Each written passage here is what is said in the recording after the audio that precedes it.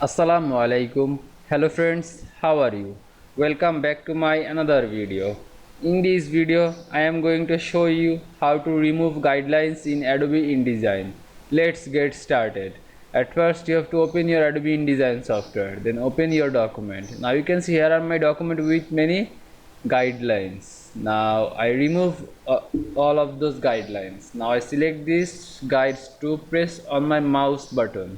Then press enter, then press delete.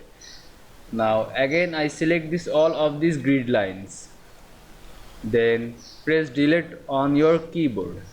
Now you can see I remove grid lines in Adobe InDesign very easily.